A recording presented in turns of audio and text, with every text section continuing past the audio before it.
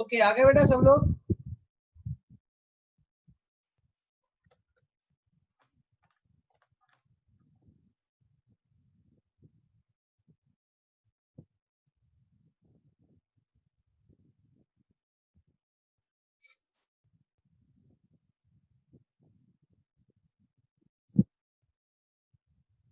Okay, now listen.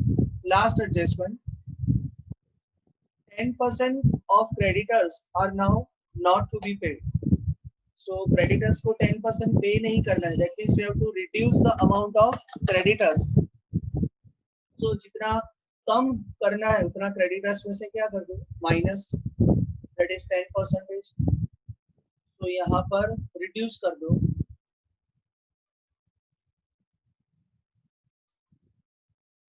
Not to pay.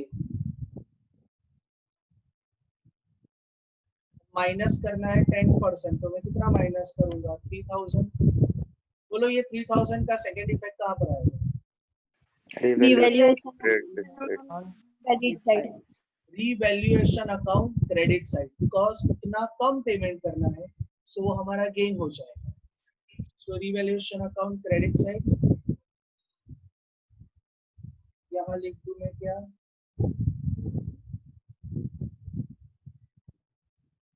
Creditors account.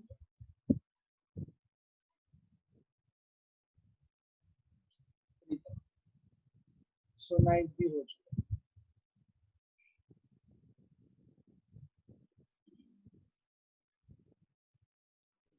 Okay हो गया बेटा यहाँ तक सबका? Yes, sir. Okay. Now listen.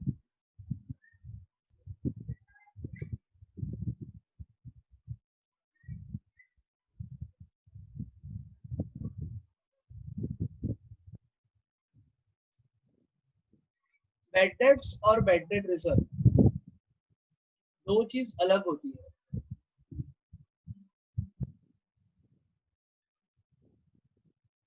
मुझे डिफरेंस बताएगा कि बैड डेट्स क्या होता है और बैड डेट रिजर्व क्या होता है?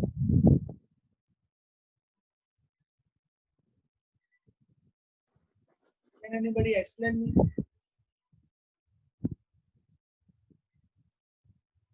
Sometimes तो मुझे मुझ पे डाउट होता है क्योंकि मैंने आपको कुछ सिखाया ही नहीं है.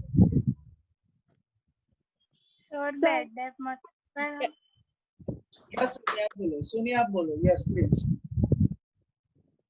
और बैड डेट मतलब अगर हमारे डेटर्स है तो वो पे नहीं करते पैसे, तो वो उसको हम लोग बैड डेट बोलेंगे. और बैड डेट रिजर्व मतलब उसके ऊपर जो रिजर्व क्रिएट करते हैं उसको बैड डेट रिजर्व कहते हैं. ओके देखो मैं टेक्निकली दो चीज को अलग वे से बताता हूँ आपको. Bad debts is one type of loss, sure loss. इतना पैसा नहीं आएगा. And bad debt reserve is an expected loss. ये शायद इतना पैसा नहीं आएगा. हम एक्सपेक्ट करते हैं कि शायद इतना पैसा नहीं आएगा, उसके लिए जो रिजर्व रखते हैं that is called bad debt reserve. Bad debt reserve का पर्पस क्या होता है? To face bad debt. जैसे देखो हम इन्वेस्टमेंट रिजर्व रखते हैं. इन्वेस्टमेंट रिजर्व का पर्पस क्या होता है? मान लो इन्वेस्टमेंट में कोई लॉस हो तो वो लॉस को फेस करने के लिए हम इन्वेस्टमेंट रिजर्व रखते हैं. सिमिलरली बैड डेट रिजर्व का पर्पस क्या होता है कि अगर आपको बैड डेट्स हुआ तो वो बैड डेट्स का अमाउंट फेस करने के लिए आप बैड डेट रिजर्व रखते हैं. अब जैसे इन्वेस्टमेंट रिजर्व का हमने कैलकुलेशन किया तो सपोज मान लो कि आपको इन्वेस्टमेंट का लॉस हुआ 5000 और सपोज आपके पास रिजर्व है 8000. तो आप क्या करते हो? ये 5000 ये 8000 में से माइनस कर देते हैं, राइट? जो ये लॉस है, आप रीवैल्यूएशन अकाउंट की डेबिट साइड नहीं लिखते हैं। ये समझ में आया सबको? मैं इन्वेस्टमेंट रिजर्व के व्यू पॉइंट से समझा रहा हूँ।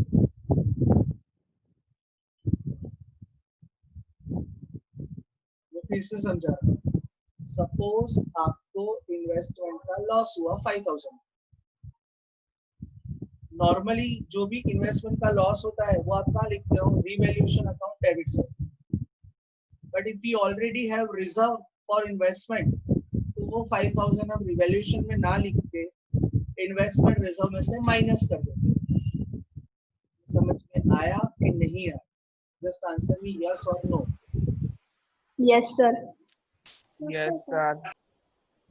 ओके, बाकी गूंगे लोग भी बोल सकते हैं, अगर उनको हाँ बोलो या ना बोलो, कुछ तो बोलो। नहीं बोलता। Yes sir. Yes sir. Yes, sir. Next लगता है। ओके, एनीवेज, अब जो पर्पस इन्वेस्टमेंट रिजर्व का होता है वैसा same purpose bad debt reserve का होता है। कैसे मैं समझाता हूँ, ध्यान दो। सपोज मान लो कि आपको बैड डेट्स हुआ 2000 और ऑलरेडी आपने बैड डेट रिजर्व रखा हुआ है 4000 का।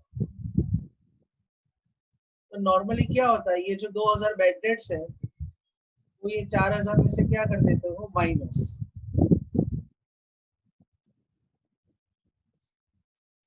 बट सपोज ऐसा हो कि बैड डेट्स हुआ 5000 और बैड डेट रिजर्व है 4000। 5000 बैड डेट रिजर्व में से माइनस कर दोगे, फिर भी 1000 रुपया बच जाएगा। तो बोलो ये 1000 कहाँ लिखोगे? Valuation account debit side. Revaluation debit side. Valuation of debit. Revaluation account debit side. ये समझ गए ना सब लोग? ओके, अब अपने पास दो बैलेंस शीट होती है।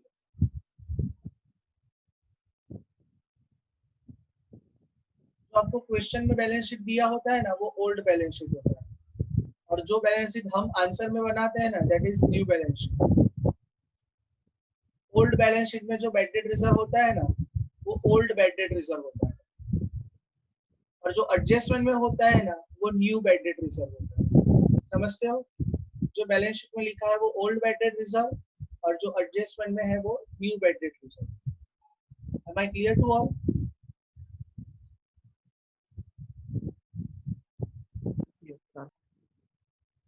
नाउ लिसन,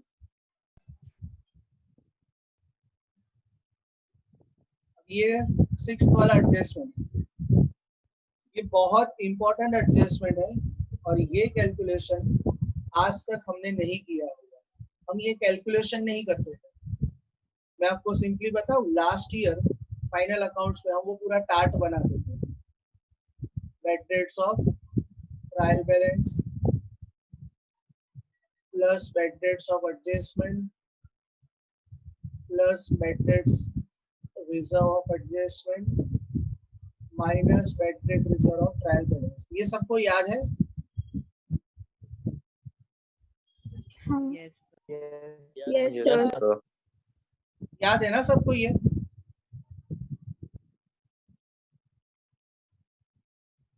अब सुनो, अब ये फॉर्मेट हम कौन से अकाउंट में बनाते थे बताओ? Profit and loss. Profit and loss account में बनाते हैं। Very good. अब मैं जो समझा रहा हूँ ना, वो ध्यान से समझ। यहाँ पर प्रॉफिट एंड लॉस अकाउंट की जगह कौन सा अकाउंट है हमारे पास? Revaluation account. Revaluation account. बराबर। अगर मान लो ये सेम फॉर्मेट अगर मैं रीवैल्यूएशन अकाउंट में बनाऊं ना, तो मेरा आंसर आ जाए और मुझे कुछ नया सीखने की भी जरूरत ना पड़े।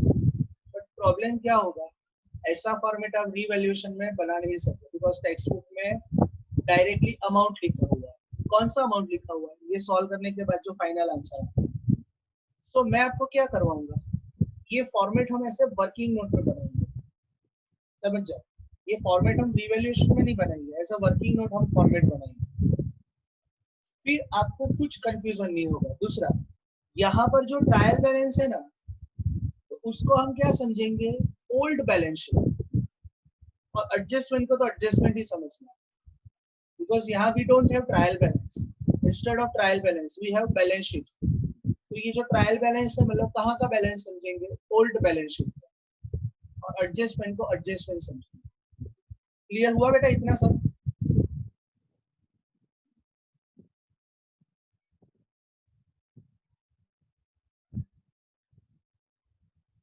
यस टेल मी यस और नो, ये जो मैंने पूरा आपको Yes, sir.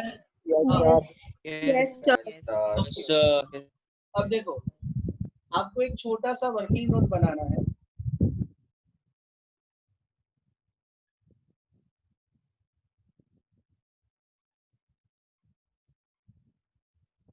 जहां पर आपने वर्किंग नोट बनाया ना वहीं बनाओ, it's okay.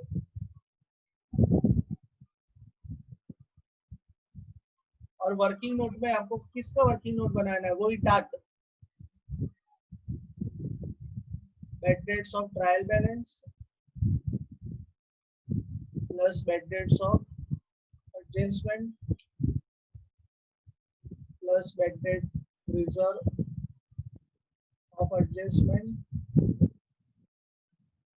minus bad debt reserve of trial balance। इतना बनाओ बेटा वर्किंग नोट।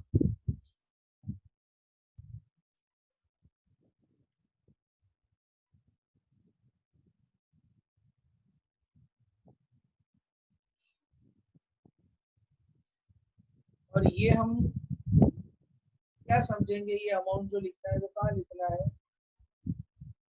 Revaluation account. बनाया बेटा ये फॉर्मेट सबने? Yes. Yes, sir. Yes, sir. Yes, sir. Okay, now listen. अब मैं एडजस्टमेंट सॉल्व करता हूँ। ट्रायल बैलेंस मतलब अभी मैंने आपको एक्सप्लेन किया what is trial balance. Trial balance मतलब जो ओल्ड बैलेंस शीट में बैलेंस है। तो देखो, bad debt reserve trial balance का ओल्ड बैलेंस शीट में कोई बैड डेट रिजर्व है, चेक करके बताओ।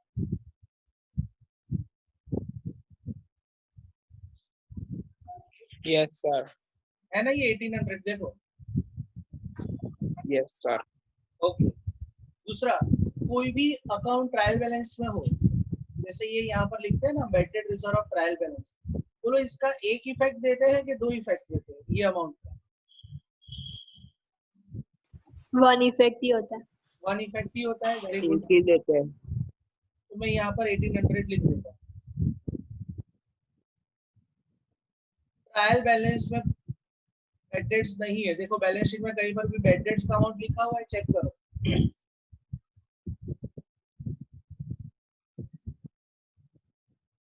No, sir. नहीं लिखा हुआ है। ओके, अब ध्यान दो मैं जो समझा रहा हूँ। Sixth adjustment. अब आप ऐसा समझना कि आप ये चैप्टर सॉल्व नहीं कर रहे, आप फाइनल अकाउंट्स का चैप्टर सॉल्व कर रहे हो।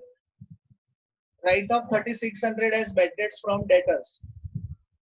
अब समझो कि we are solving the final accounts. Adjustment में बैड डेट्स लिखा हुआ है, बताओ इसकी दो इफेक्ट्स।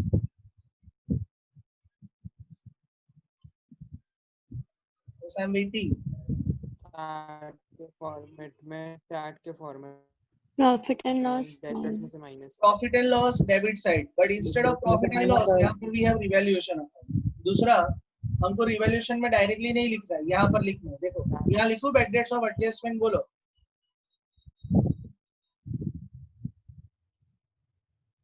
कितना है बैड डेट्स 3600। बोलो इसका सेकंड इफेक्ट कहाँ पर आएगा? डेटर्स में से माइनस। Debtors में से minus. डेटर्स में से minus. Very good.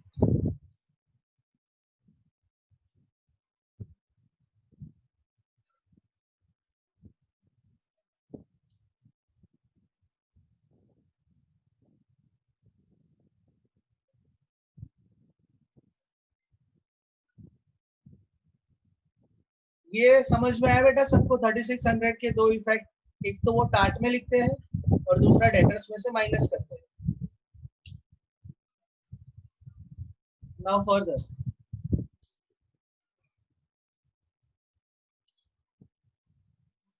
provision for bad debts is to be maintained at 15%. तो 15% bad debt रिजर्व रखना है, तो मैं डेटर्स में से माइनस करूंगा 15%. बोलो किस चीज का 15% माइनस होगा? 36,000. 36,000. करो 36,000 का 15%. 5400. 5,400.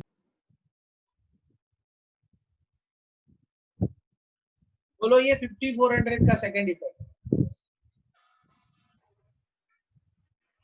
ट्रायल बैलेंस में Chart. जो चार्ट में ट्रायल बैलेंस.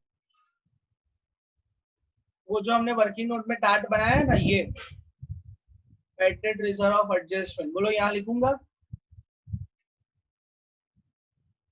समझ में आया बेटा ये सबको? Yes sir. सी फाइनली जो बैलेंस शीट में ओल्ड बैड डेट रिजर्व था उसका मैंने यहाँ पर एक सिंगल इफेक्ट दिया. एडजस्टमेंट में जो बैड डेट्स थे उसके दो इफेक्ट दिए, एक यहाँ पर लिखा और एक बैलेंस शीट में लिखा. और जो एडजस्टमेंट का बैड डेट रिजर्व था उसके भी दो इफेक्ट्स लिखे, एक यहाँ पर लिखा और एक बैलेंस शीट. अब मुझे ये बताओ फाइनल अमाउंट कितना आता है, प्लस करके माइनस करो. 7200. 200. 7200. 200. अब ये 7200 डायरेक्टली हम कहाँ लिख देंगे? Revaluation account debit side. और यहाँ पर हमें लिखना पड़ेगा क्या? Bad debt reserve.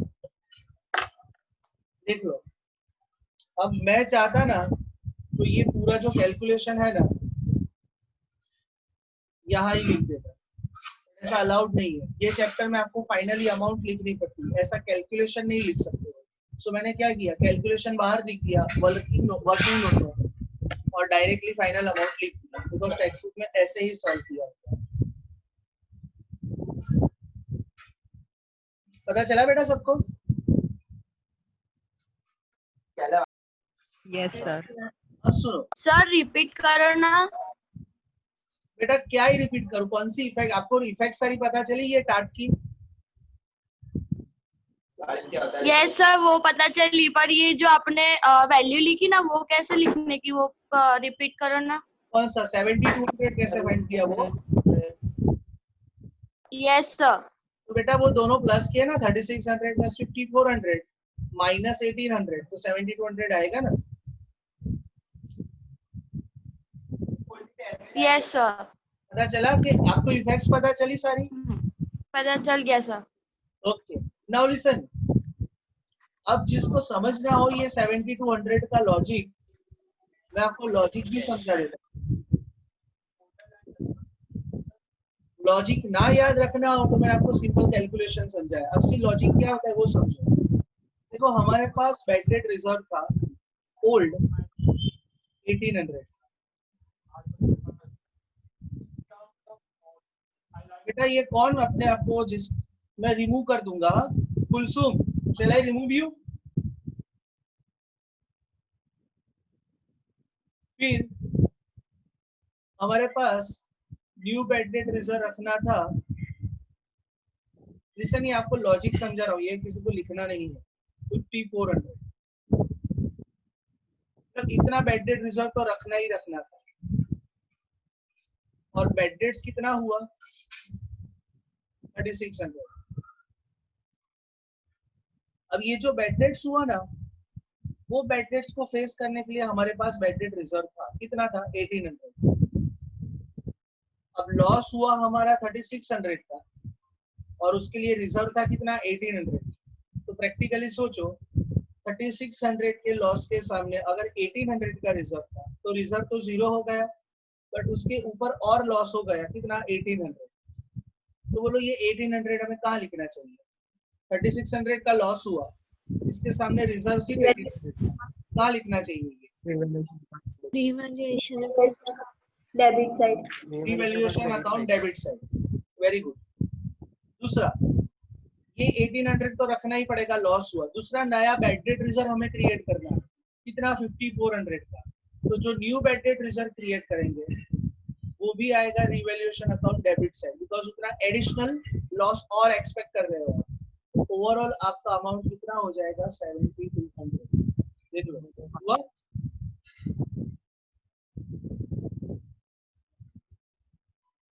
बट इतना सारा सब याद रखने से बेटर है आप लोग क्या करना, ये टाट का फॉर्मेट हमें आता ही है, तो आप सिंपली वर्किंग नोट में ऐसा टाट का फॉर्मेट बना देना। यहाँ पर जो भी अमाउंट आए, ये अमाउंट डायरेक्टली आपको लिख देने की रिवैल्यूएशन की डेबिट साइड। ट्रायल बैलेंस मतलब क्या समझना? ओल्ड बैलेंस शीट, और एडजस्टमेंट को तो adjustment. Now is it clear to all? Yes, sir. Yes, sir. Okay, yes sir. Yes, sir. सुनो बेटा, ये सम कंप्लीट करना है, इसके बाद गुजराती का ही है ना आपका लेक्चर, तो वो तो मैं वीडियो अपलोड कर दूंगा, थोड़ा लेट भी आप ज्वाइन करोगे तो चलेगा। हाँ सर। बेटा टोटल करो तो ये किसका, कौन सी साइड का ज्यादा है? डेबिट साइड का ज्यादा है, देखो 18,000 debit. 18,000. 18,000 करो तो डिफरेंस 15,000. 15,000. 15,000। ओके,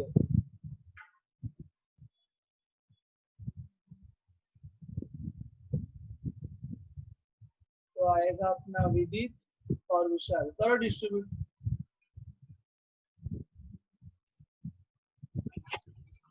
6,000. 9,000.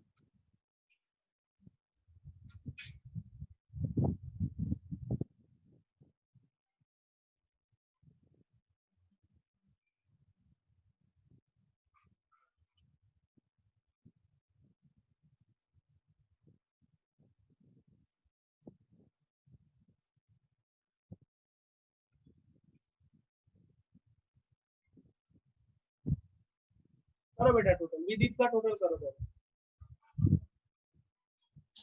59,600. 59,000 600. और बैलेंस 49,600. 49,600. ठीक है। विशाल का फाइंड करो। 69,400. 69,400.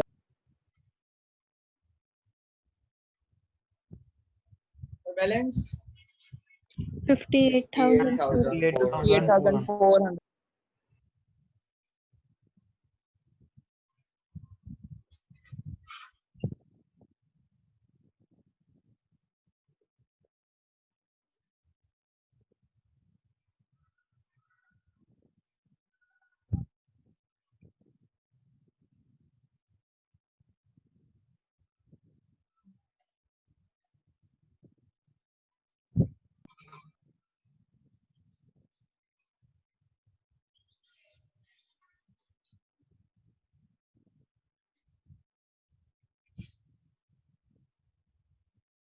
कैश ट्रांसफर कर दो, फिर ये कैश अकाउंट का बैलेंस फाइंड करो।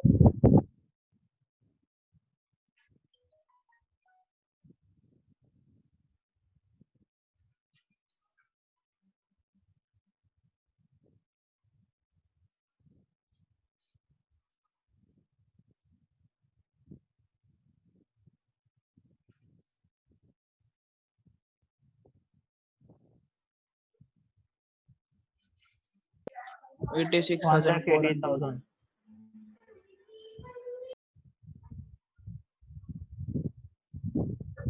कितना है बेटा कैपिटल का बैलेंस? 1,80,000.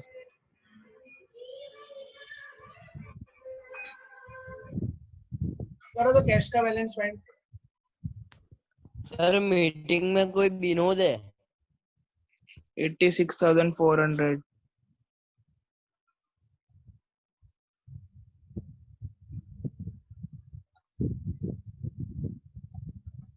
सर एक आई क्यू रिमूव करो है ना कर दी तो remove बेटा।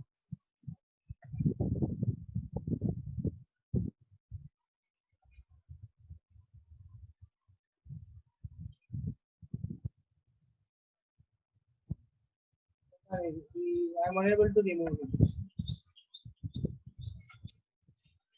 जी भी 6 नहीं करो क्या बेटा? सर नहीं गयो हजू 6 बट मैं रिमूव कर रहा हूँ लेकिन हो नहीं रहा है, पता नहीं चलेगा। वो तो फुकट वाले लोग होते हैं ना बेटा, आ जाते हैं। एनीवे कैश का टोटल करो ना बेटा। 92,400 92,400 और बैलेंस बोलो। 86,400 86,400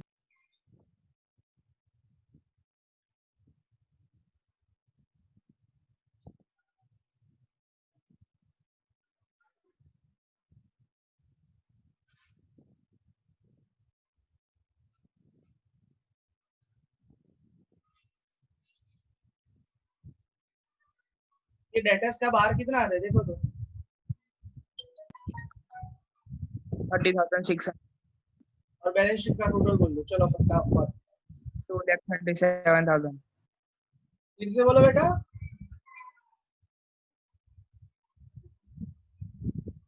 टोटल बोलो फिर से, बैलेंस शीट का सुनाई नहीं दिया मुझे।